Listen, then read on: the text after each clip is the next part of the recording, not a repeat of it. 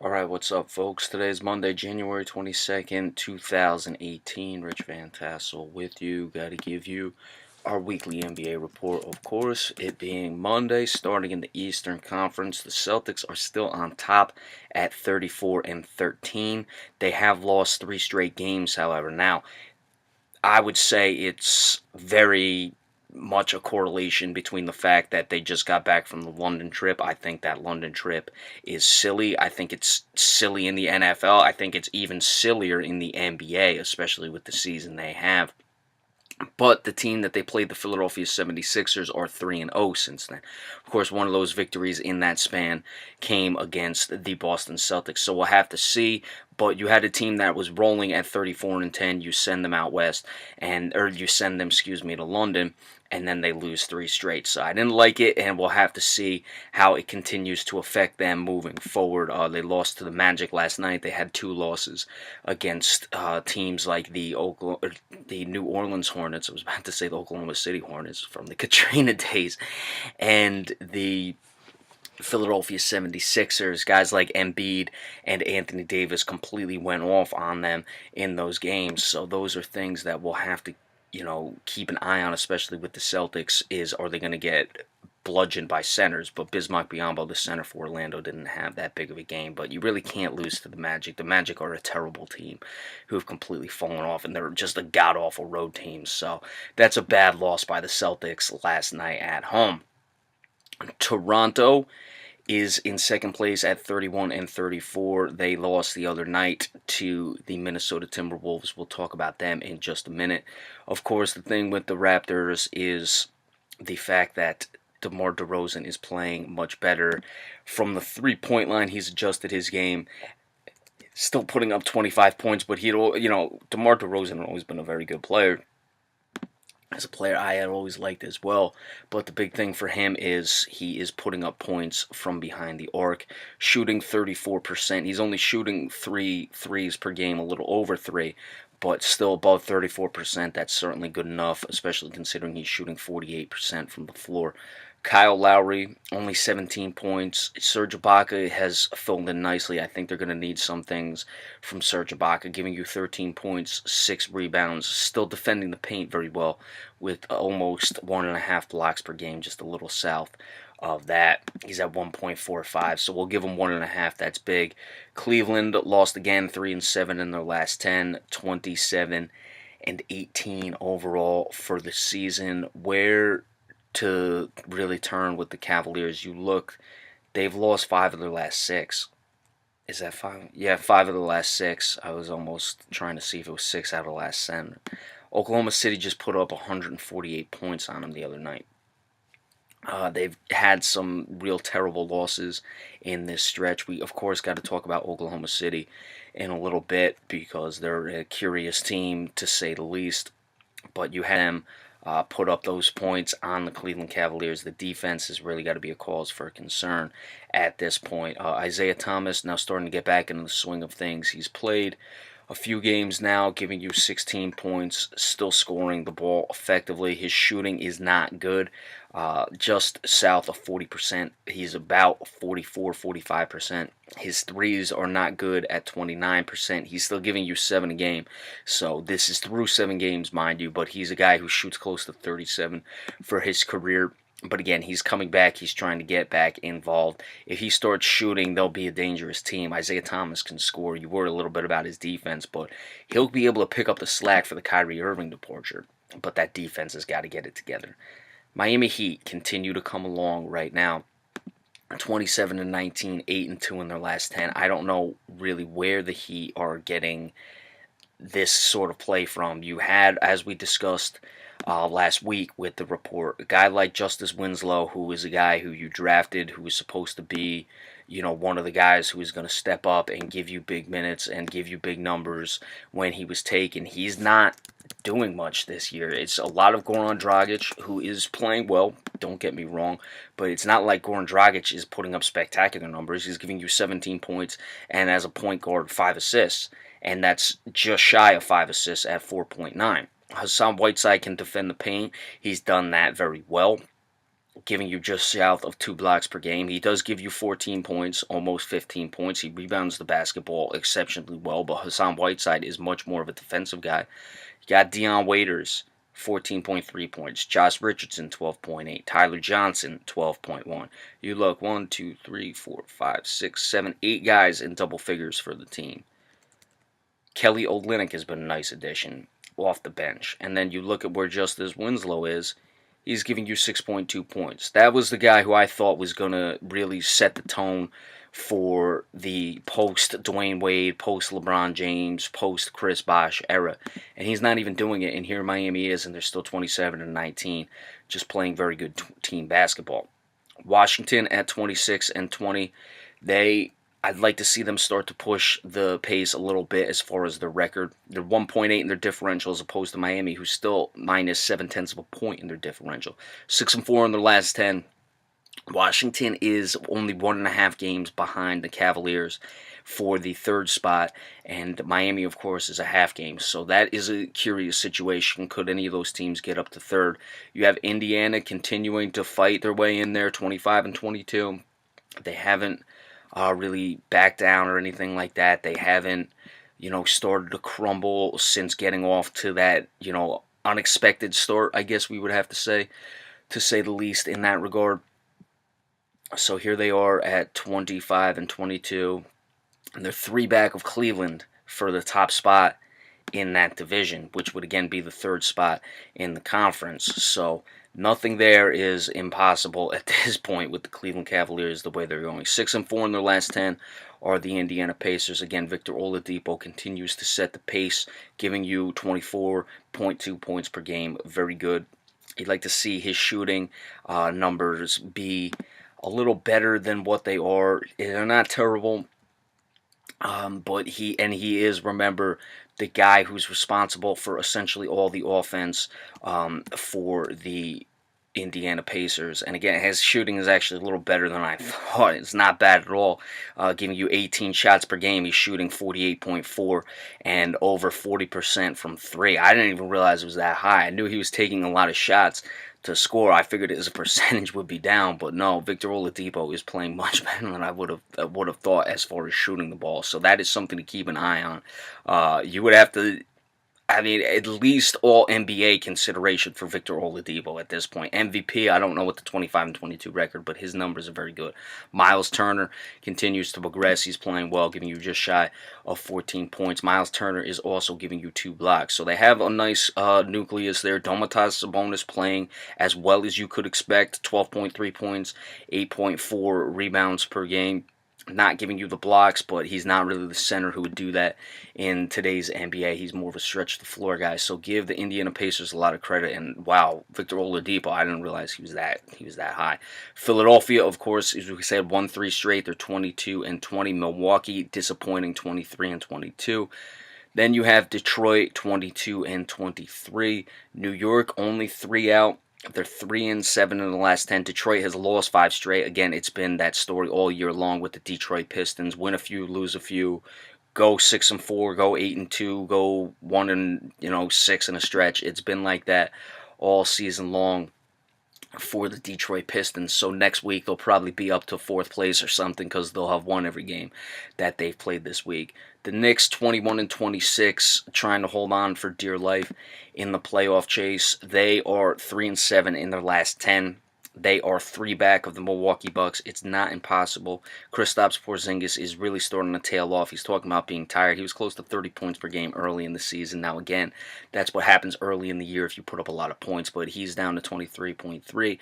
Tim Hardaway giving you 18.4. He's their second leading scorer. I think Michael Beasley has got to become a much more focused point of this offense to really take things off Kristaps Porzingis.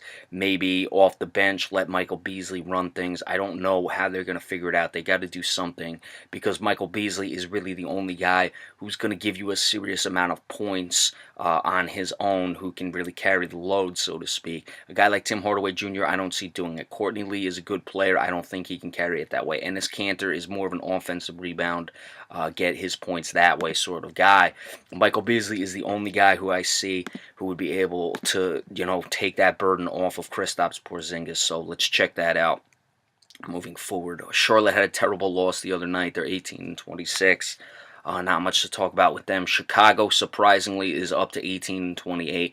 Only 5.5 out of that last playoff spot. Give Fred Hoiberg credit for not letting that team quit. Brooklyn 18-29, winners of 2 straight, again with the Nets. This is a team I've been curious about. They're playing, they're still showing gradual improvement, and this year they're certainly showing a pretty decent amount of improvement thus far this year. At 18-29, look, it's not going to be spectacular. They should get to at least 30 wins, however, for a team that has been as bad as it was. They'll eventually figure it out at some point.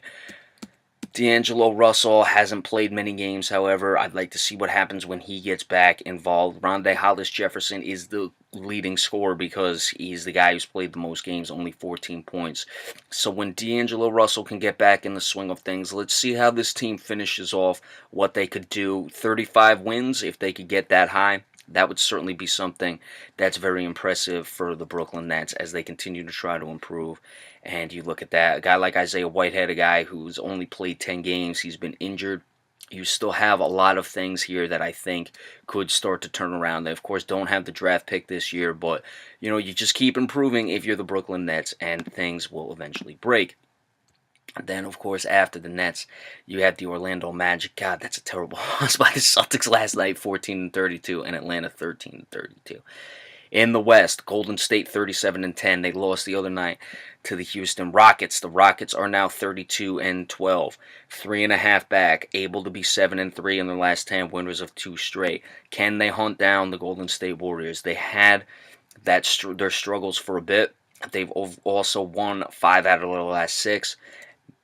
Now that Chris Paul and James Harden are on the court at the same time, this is where we're going to see if Houston can stretch themselves, really put things together and move forward. James Harden, of course, still giving you over 30 points, 9 assists, and just shy of 5 rebounds. He's also giving you almost 2 steals per game. Chris Paul is giving you almost 2 steals per game. Now, Chris Paul is known for his steal ability. Certainly James Harden is not. Clint Capella getting back in the thing. Clint Capella, and I heard something interesting, was Brendan Haywood on NBA TV talking about how good of a screen roller Clint Capella is and how that draws guys hard off the weak side when he's setting the screens. And they, of course, were struggling without him in the lineup. He's giving you 14 points as well, 10 rebounds, and of course his screening allows for shooters, especially in that Mike D'Antoni system, to be able to just sit back while their man is rolling the cover, Capella. So that's certainly something that we'll have to see now that he's back in the lineup. They're starting to play much better. Gerald Green, giving you 15 points. Gerald Green is a professional scorer in the NBA. So those things are, guys, we got to keep. Eric Gordon, of course, giving you almost 20 points. You need those sort of things with this team. Eric Gordon gives it to you off the bench. Gerald Green off the bench. You get it from Ryan Anderson giving you 10 points as a starter. Trevor Ariza as well. A lot of guys can put up points. So I'd like to see if Houston can really start to put things together at this point and maybe hunt down the Golden State Warriors, who are still playing very well. Minnesota now up to third, 30-18. Minnesota getting that nice win. It was at home against the Toronto Raptors, but they continue to really impress this year and really show that they're taking the next steps, that they're serious right now. And the other night against the Raptors, it was a 6-point victory. They were relying both on Karl Anthony Towns and Andrew Wiggins. It's nice to see those guys step up and really take charge of this team, because you have Jimmy Butler giving you almost 22 points. He's been the main guy. He's been the main catalyst to the turnaround, but you want to see those guys continue to progress. Karl Anthony Towns giving you over 20 points, 12 rebounds per game, 1.5 blocks, well over 1.5 blocks. Andrew Wiggins, 17 points. But again, his scoring was going to go down with Jimmy Butler coming in. Jeff Teague, nice addition as well. Taj Gibson giving you 12 points a game. Jamal Crawford, nice veteran addition. So you really have a solid team in Minnesota. How far can they continue to climb up the Western Conference ladder? I don't think they'll get to either 1 or 2. Certainly not to 1. But even to get to 2, they'd have to make up 4 games. So I don't see that happening. San Antonio, 30-18. Winning as they do, again, there have been a lot of guys who have, stepped up. There haven't been many guys who have necessarily jumped off the page outside of LaMarcus Aldridge. They're still relying, of course, on Kawhi Leonard to get back in the swing of things. That's very important to them. But I still have my concerns about San Antonio in the playoffs. Now here comes Oklahoma City, 26-20. They've won 4 straight. They beat the hell out of the Cleveland Cavaliers the other night with that big victory. Now they have the Nets, so they can continue to roll if they can get the victory over the Nets. They're really only 3 back of the Minnesota Timberwolves in that division. Minnesota has the 3rd overall seed. If they were to get up to 3rd, you would still have 1, 2, and 3 being, as you would expect, the Warriors, the Houston Rockets, and of course, once Paul George and Carmelo Anthony were added, the Oklahoma City Thunder. So let's see if they're finally figured it out. I'd like to see what they're going to, how they're going to continue to move and manipulate the starting lineup. I don't like having Andre Robertson in there. He simply can't shoot, so he is still started all 36 games he's played. He started. I think they've played better without him in there. I'd like to see Russell Westbrook just shy of 25 points, 9.7 rebounds, 10.1 assists. Paul George, who had a lot of points the other night in that victory over Cleveland, 21, just shy of 21 points. Carmelo Anthony just shy of 18 points. Steven Adams is the only other guy in double figures, though, just shy of 14. And Steven Adams is more of the garbage cleaner-upper. He takes care of everything that happens after, Paul George, Russell Westbrook, and Carmelo Anthony do his things. Where are they going to find those other points, though?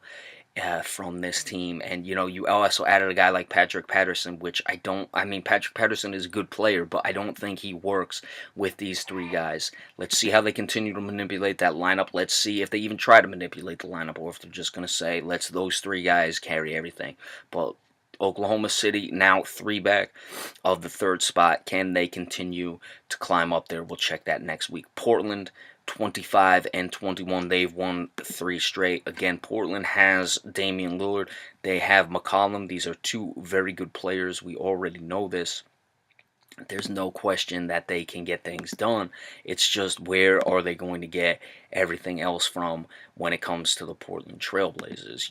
I don't think Evan Turner has lived up to what they would have needed from him when he's come in. Now, he's dealt with a lot of injuries. Don't get me wrong. Joseph Nurkic is their center, who's giving you the bulk of the points after Lillard and McCollum. You add Shabazz Napier, he's in double figures, and it's only those 4 guys in double figures. Lillard at 25.2, McCollum 21.6, Nurkic 14.4, Shabazz Napier 10.1. Now, Al-Farouq Amino is at 9.9. Evan Turner, he's giving you 8.8 points. He's giving you 3.5 rebounds, only 2.2 in his assists. He's played better. He was, he really fit that Celtics system nicely. And maybe from watching him as much as I did with the Celtics, I thought he was a little more than he was. Maybe he was just in that system. But they're going to need him if they want to, really have any serious consideration. But that team could still win a few games in a playoff series against anyone because of Lillard. And, of course, C.J. McCollum, and more especially Damian Lillard, because he's the guy who can just put up points like it's nobody's business. Pelicans 24-21, 6-4 in their last 10. Interesting in this case. I'm going to talk about this more as I get more into the NBA with the NFL season that is wrapping up. Talk about, can they really do it, not with the analytics, so to speak, as we think of them with Davis and Cousins, because I was looking at some of their numbers yesterday. This is something I'll get into. These guys are still shooting. Anthony Davis is 55% from 2. DeMarcus Cousins is only at about 47% from the floor, but he's shooting 6 threes a game and going over the 33. So I think that these guys can actually make some serious noise, because I don't think they're as far out of the analytics situation as we would expect. Now, Rajon Rondo is not a good shooter. He's part of that. He's still leading the way in assists. Etuan Moore is a guy who's been a solid pro his entire career. Since really coming in with the Celtics, he was a guy who did some things with the Celtics. I think that really groomed him, playing with guys like Pierce and Garnett, and now he's really starting to come on and establish himself as a good pro. Jrue Holiday has got to give them points as well. They're doing that, But again, it's Davis and Cousins, and it really comes down to a situation of what they can do with the analytics. We'll have to keep an eye on that as they continue to progress up the Western Conference. Then you have the Clippers holding up the bottom spot at 23 and 22. Denver's 23 and 23, half game out. Then you look, Utah is 19 and 27, 4.5 games out. So really, Denver, it's the top 9. You can't really put Utah in the consideration. Now the Los Angeles Lakers are 17 and 29, 6 and 4 in their last 10. Just when you think everything's going to fall off for the Los Angeles Lakers, they win a few games here. Kyle Kuzma leading the way in scoring. Lonzo Ball, of course, there's a lot of talk about what's going on with his dad and all that. 10 points, 7 rebounds, 7 assists. So he's playing as well as you would have hoped. But, Kuzma leading the way at 16.4. Brandon Ingram, 15.7. These guys are just not living up to what you would have hoped when they came in the league. Clarkson, 14.3. Julius Randle, 13.6. So it's something that you would have hoped when you're losing those games, when you're, playing for high draft pick status, that these guys would develop. But, I haven't necessarily been the biggest tank guy. And you look, these guys aren't even putting up the worst numbers. I'd say they're more somebody points on bad teams, but their numbers aren't even terrible. It's not like these guys are just turned into bust. It's just tough to, you got to try to start. I always say I'd rather just try to win and find guys who are going to help you win instead of hoping through the draft. But I don't know. I don't think anyone's going to ever stop tanking. Phoenix then 17 and 29.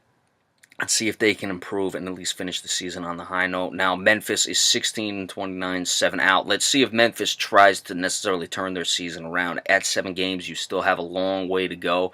It's not impossible, especially chasing a team like the Clippers, 5 and 5 in the last 10. They had that just completely terrible stretch. They lost to the Pelicans the other night, but this is a team that still has enough talent that they could make a run at the playoffs. Tyreek Evans leading the way. You even add a guy like Tyreek Evans, who I think could give you some much-needed scoring.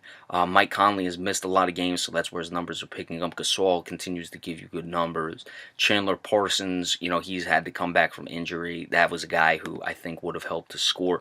So, if Mike Conley gets back in the swing of things, maybe, but I don't know what happened with the Memphis Grizzlies. I wasn't expecting that. Dallas 15 and 31, and then Sacramento, we're not even going to comment on that, at 13 and 32. All right, power rankings. Golden State number 1, Houston number 2. Celtics are going to slip to number 3, Minnesota number 4, and then Toronto number 5. Actually, switch that. We'll give I'll keep it the way it is because Minnesota beat Toronto the other night. All right, anything else that comes across throughout the week in the NBA season, we will give you reports of that. We're going to get much more involved with the NBA, do some things on Saturday since I'm not doing game picks anymore. Look at things. I'm probably going to definitely look at that situation with the New Orleans Pelicans, and can they do it with the analytics, give you a player focus on a guy I think I've been playing well, and then go from there as we've done in the past if you've checked out my channel. Remember, we appreciate all subscriptions as well, and we will see you later on. Have a good one. Thank you all so much.